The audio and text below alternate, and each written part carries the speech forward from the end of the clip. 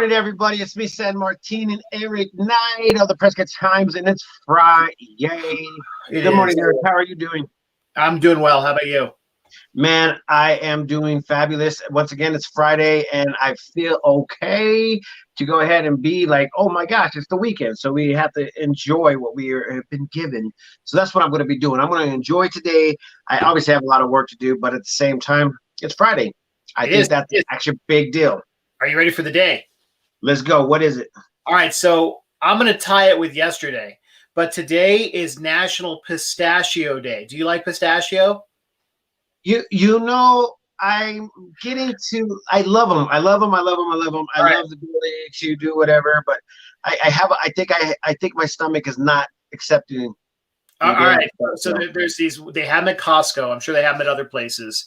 But yesterday was National Chili Day, right? And they've got these chili pistachio nuts. And I've never been a huge fan of pistachio, but these chili pistachio nuts are addictive. And you've got to try them. They are amazing. And so you can put two days together. Is it chocolate covered? Because I like chocolate. No, it's got a spice to it because it's chili. It's like got chili powder on it and stuff. They are good. They've got a good flavor to it. You're gonna try it. You're gonna try it. You're gonna try it. Love it. I promise. Yeah, you'll love it, man. I promise. Well, as everybody has seen, our title of this day is about domestic violence. We actually have a special guest today. I was chatting with them, and if you guys don't know anything about it, there's a group on Facebook right now that's called Prescott Kids Count.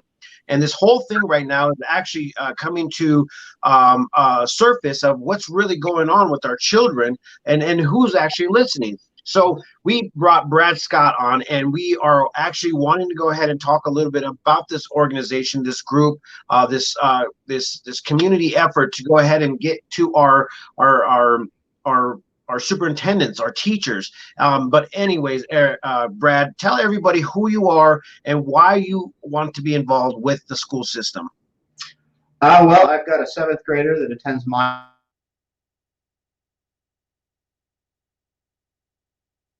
Oh, his microphone muted. Hold on, Brad. Your microphone went on mute. Hey, Eric, are you there, my friend? His microphone went on mute. Yeah, and I tried to unmute him, but unfortunately it says I'm not allowed. It's disconnected on his side. Oh, his microphone disconnected? Oh, no. Yep. Yeah, I think it says disconnected. Yeah, sorry. Okay, we'll go ahead and try to get that up and running, Brad. And as soon as you are able to go ahead and speak, just go ahead and just chime right in real quick. Oh, there you are. There he is. Sorry about that. Apparently my computer lapsed out. As I was saying, I've got a 7th grader at Mile High, and for much of the last year, he's been receiving about 40% of the education that he is supposed to be receiving, as promised by the state and the school district. And we're watching him kind of languish. And, there are a lot of concerns that a lot of parents are facing right now. They go, from depression to anxiety to drug and alcohol abuse. A lot of families are facing situations where they're neglecting the priorities of their children. And then there is the abuse situation, which I think you mentioned earlier, San Martin.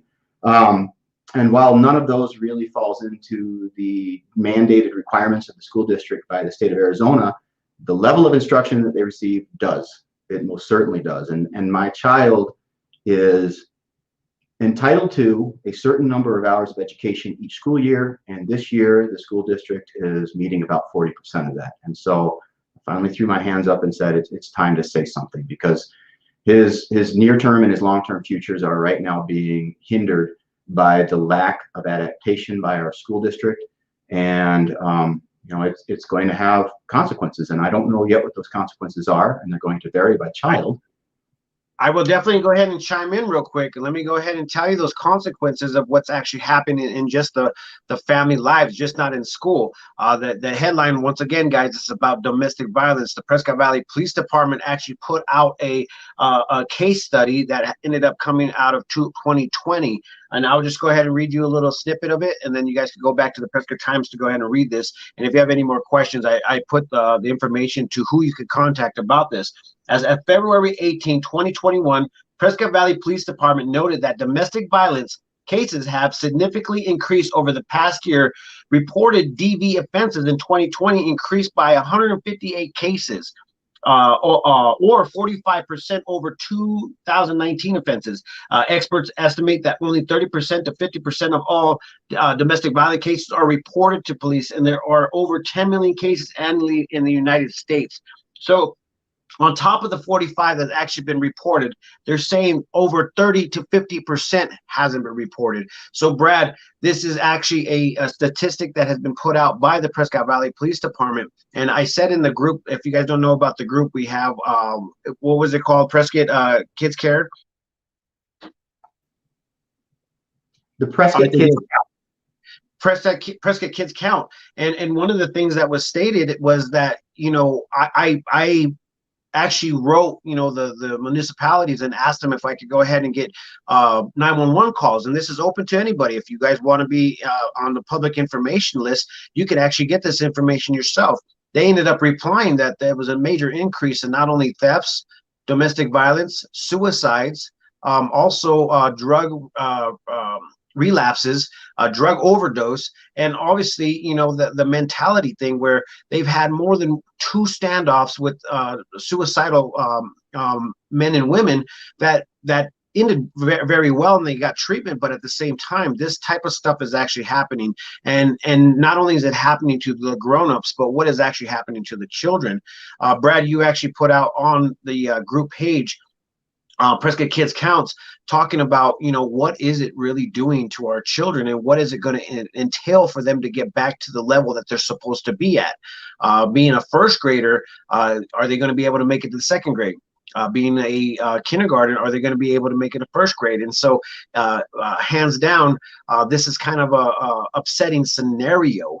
I don't know if you read the press release that came out from Governor Ducey, talking about how he was not going to allow the school systems to grade anybody's academics. Did you read about that, Brad?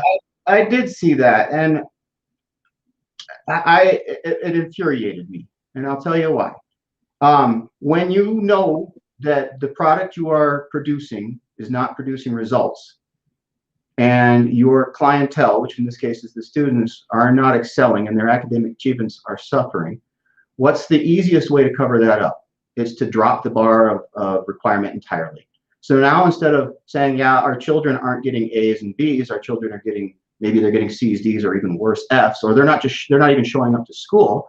Instead of highlighting the fact that the school systems are failing at teaching our children, the powers that be have now said, you know what, those standards no longer exist. We're just going to get through this year. We're going to write it off in terms of academic achievement, but the school districts are still going to be able to receive their funding. And really, you know, at the end of the day, the only group that suffers from this are the students themselves. Yeah. And then, to be in all honesty, the parents that are having to work, you know, a 9-to-5 job, they're suffering as well, because, you know, that once again, if the children doesn't understand, they got to stop what they're doing, the way that they're thinking, to handle stuff that is actually happening at home. Child is having a problem, I got to stop what I'm doing, and I have to go and tend to my child because they're stuck at home. I have to go to work. I have to pay the bills. It just keeps on going down the line. And I think that I've been kind of corrected by Haley. She says, no, it's about not grading the school system. So I guess it's kind of the same thing that you were saying, Brad, that they were just trying to sweep it underneath the rug by saying, you know, whatever. But you know, this is something that I feel like needs to be addressed. And we were listening to a Zoom meeting the other day, talking with Leslie Horton, which was a part of the Yavapai County Health Department, and she was stating some stuff by saying, you know, the children are not the ones that are the ones that they're worried about as far as catching COVID and spreading COVID. I think they were worried more about the teachers. Now, with that being said, Brad, we talked prior to this, and I was asking you, you know, instead of us complaining about what is happening now, what are the ideas that are going to come out of this group, and how is this group supposed to be effective for kids now and from here on out, as far as like saying, yeah, we want instantaneous gratification, but how's this going to affect us down the road? And what are your suggestions? Well, I think that the last year has shown some serious cracks in the system. COVID has created stresses that none of us could have expected, and it has shown some groups to be more adaptable than others. Small businesses, medium-sized businesses have had to change things on the fly. And if they're not producing a regular degree of output, 100% of their sales or whatever they are, if their sales drop off by 40%, as our children's instruction levels have, then they're not going to be able to remain viable. They're going to close. The school system has not had that concern thrust upon them yet. They can produce as little as 40% and still receive their 95% funding rating as guaranteed by the governor. But I also don't want to discount the fears that our teachers feel when it comes to getting back in the classroom. And I think mandating that every child and every teacher has to be back in the classroom is a non-starter. I think mandating that every child and every teacher has to be at home learning remotely is also a non-starter. I think you have to understand that there has to be some accommodations made. And if we recognize the fact that a certain percentage of the student body wants to be back in school and a certain percentage of the teachers are comfortable being back in school, then we can accommodate those children's and those teachers' requirements and demands. And then we can also at the same time recognize that there are a percentage of teachers and students that are not comfortable being back at home. And if the business industry or business society has shown us anything in the last year, it's that Zoom is an incredibly powerful tool. There are other options out there available to the school districts, much like what we're using right now. And if we do need to have separate but parallel pipelines teaching our children, then that's fine. I don't see an issue with that. If I'm a teacher that is terrified of going back into school because of my own personal health concerns, then I don't think it's fair to say to that teacher, you need to be back in the classroom. It's not. And if I'm a family that's got concerns about bringing anything home from school, then they should also be able to remain at home. But that is not the case for everybody. And if our school systems can adapt and say, yeah, we've got parallel systems. One is what we've got currently now is the prep system, and the other is in person, and allow those two systems to operate in parallel to one another, then that educational minimum mandated hours that I so frequently talk about can be met again. My kid should be receiving 890 hours of education in person or 1,068 hours of education online. He's receiving about 40% of that. So by spring break, he should be up to about 800 hours of online instruction. He's at about 300. There are tools to do this. It's just a matter of looking outside of what you're comfortable with and familiar with and changing your delivery systems. So with that being said, I mean, don't get me wrong. When we start thinking about this, you need to have these many hours. I mean, let's face it, our children are not into it. You tell them to go do their homework. I mean, the problem that we're having now is that they're like, okay, yeah, we'll go do it, but guess what? Netflix app button is right next door to the other app button that says what was it? Classroom, Google Classroom. And then you got Netflix. Okay, so I mean, come on, the choices are here, but how do you get the children to get involved into this new curriculum idea? I mean, no matter what, we are kind of like in a standoff with our children every day. Let's just face it. We're like, did you do your homework? Yeah. Go to check their homework, thinking that they have actually, did it, but they're just like, yeah, no, complete fail to trust that scenario. Well, I think any parent that has more than one child knows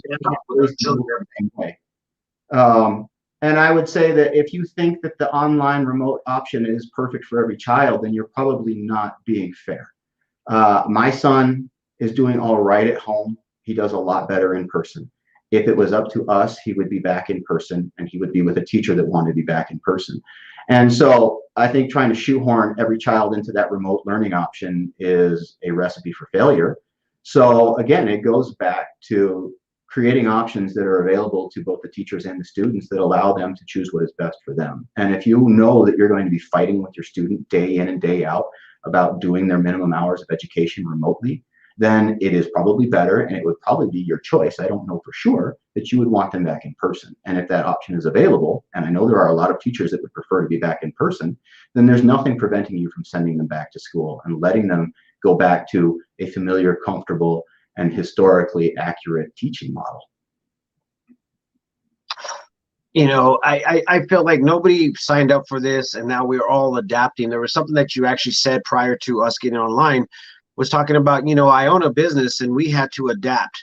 Now, obviously, owning a business and running a school system is could be comparable, but what are your suggestions that could possibly help in the future if this ever happens again? God, please don't let it happen again. But if it does happen again, what are the things that you are suggesting for the school systems in order for them to in place this for not only the students' parents, the students, and obviously the teachers, because we have to be concerned about everybody's well-being. I mean, this is what the whole point is right now.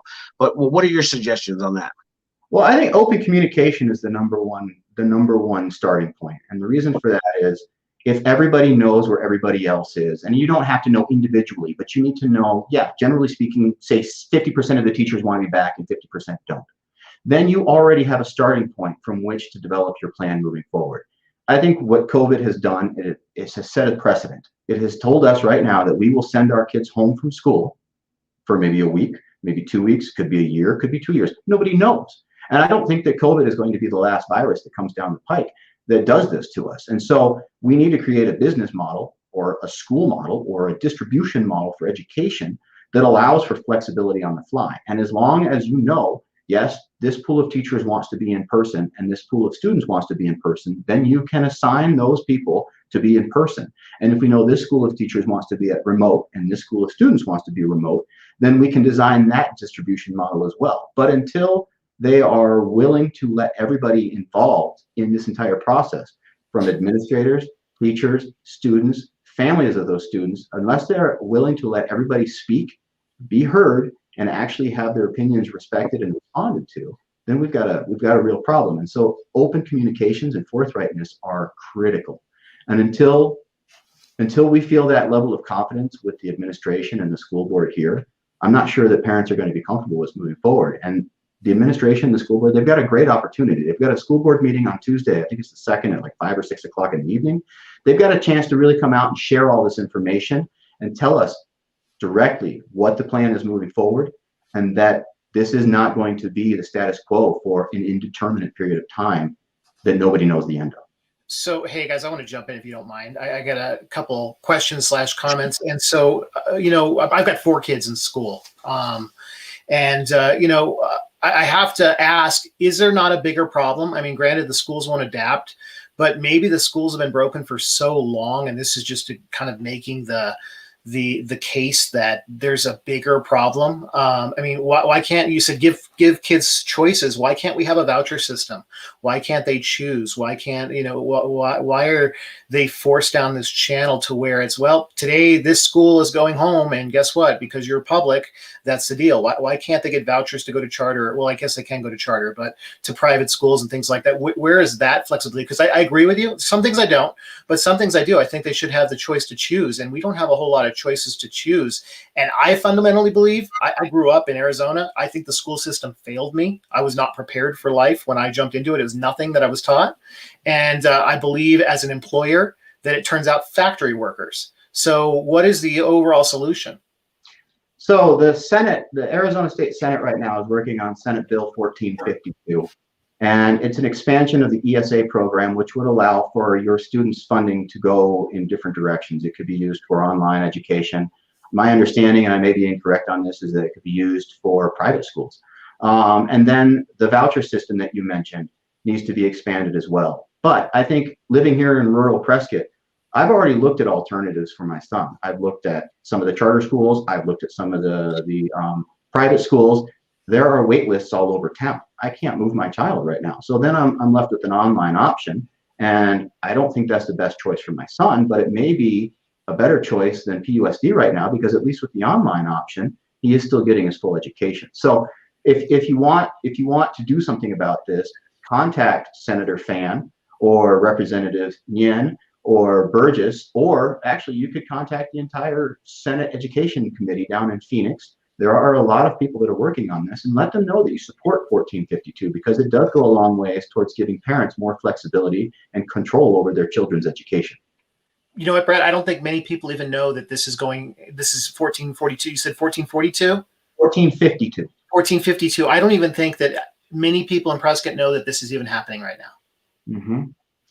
I think, we are also wrapped up in our own circumstances that it's difficult to actually look outside of our bubble long enough to see how we could make real change. And I think the legislature, I don't think they have responded effectively in the last year to this, but I think it's time to give them a chance to respond now.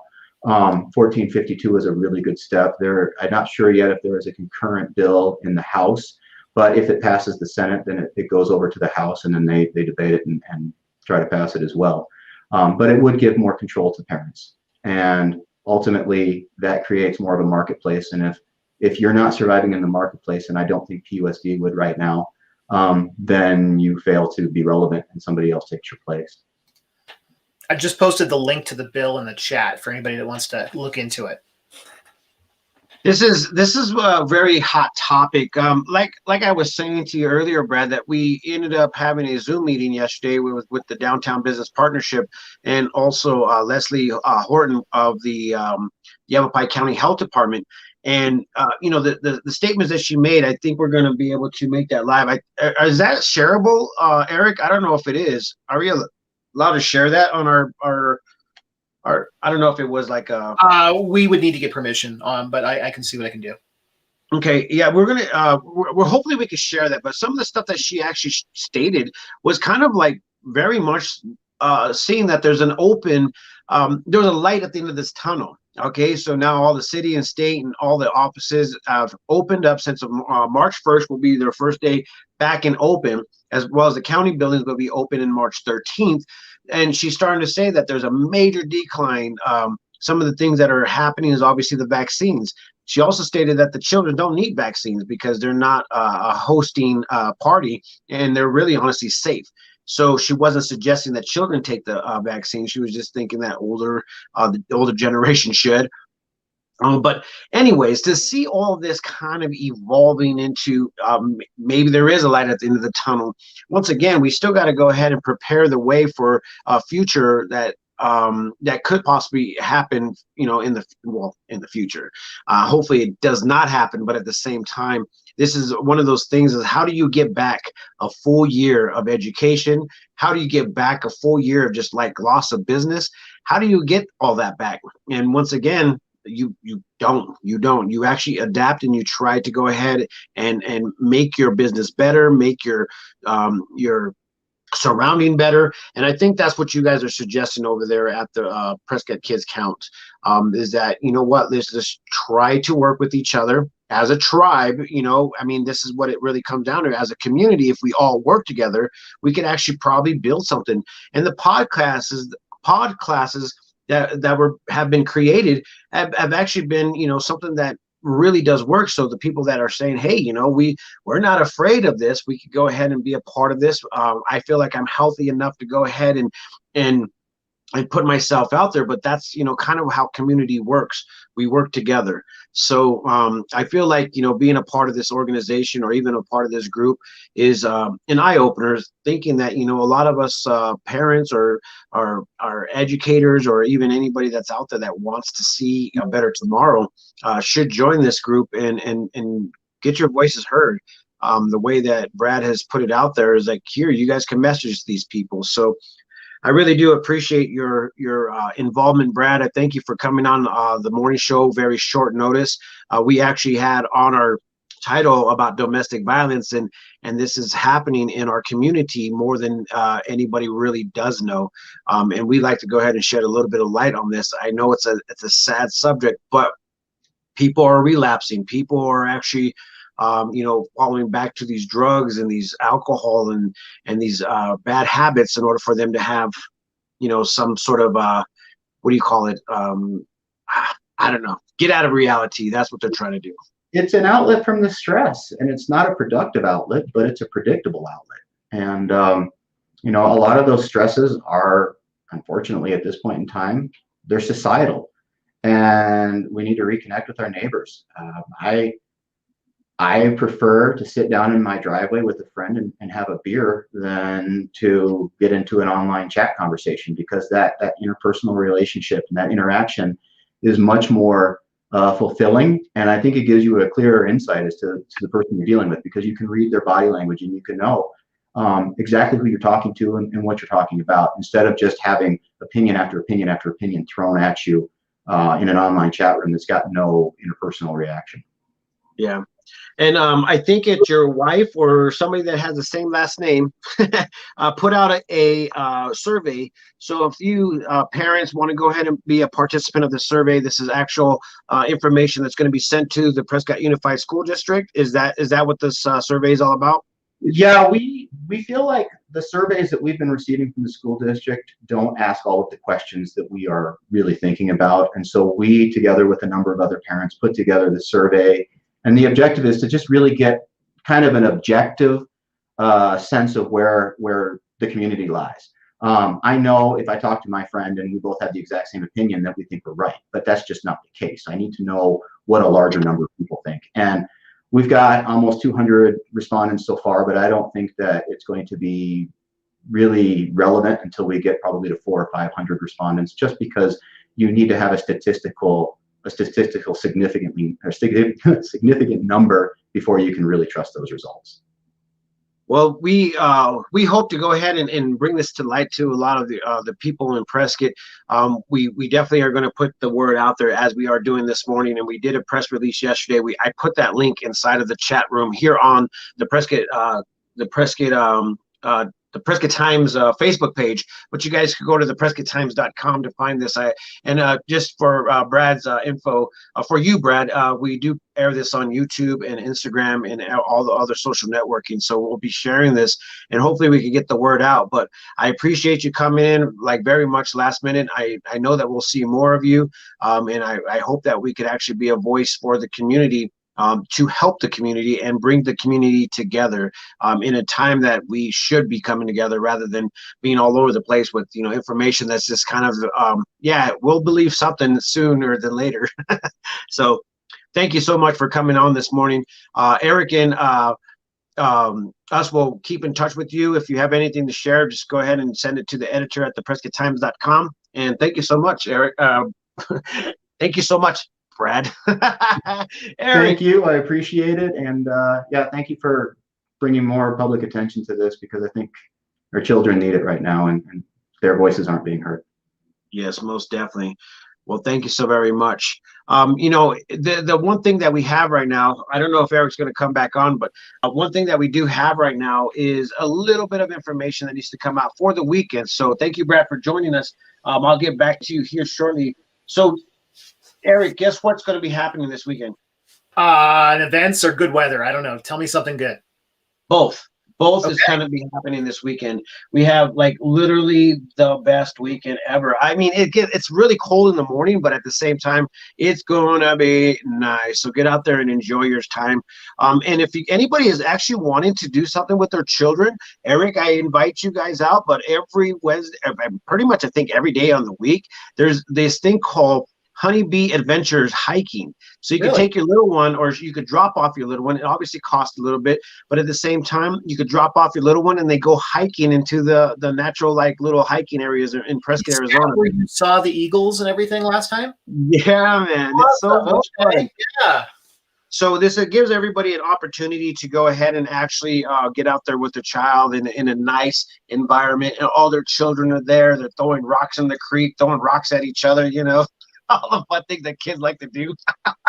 I probably shouldn't say that, but anyways, it's actually a lot of fun. So if anybody's out there and they want to go ahead and do something with their child, they're going tonight, 3:30. Meet over at the Ponderosa. I think you got to sign a waiver, obviously, but at the same time, check out Honeybees, the Honeybee Adventure Club. It's awesome. Nice. You should post that link in the thing. We've got Carrie Lynn who says it's her birthday. Happy birthday, Carrie Lynn. Nice. Actually, I was supposed to message you, Carrie. So thank you so very much. I got to get in contact with you like right now. I'm going to say hello. Hello. Cool. Happy birthday. It is that time. Is there any last minute breaking things that people need to know before the weekend's over? Just be safe out there and make sure you follow the PrescottTimes.com for all this new news releases. There's a bunch of press releases that are coming out, and we're able to cover all of it. So you have to go back and check them out because there's a lot of information that's coming out. It is what it is. So go there. Have a great weekend. I will see you guys on Monday, but make sure you follow the page so you can follow up with the news. Awesome. With that being said, peace, love, and happiness. Let it not be war. Remember, love always wins. Thank you, Eric, all the time for being that man. I see that you're growing your beard back. See you later.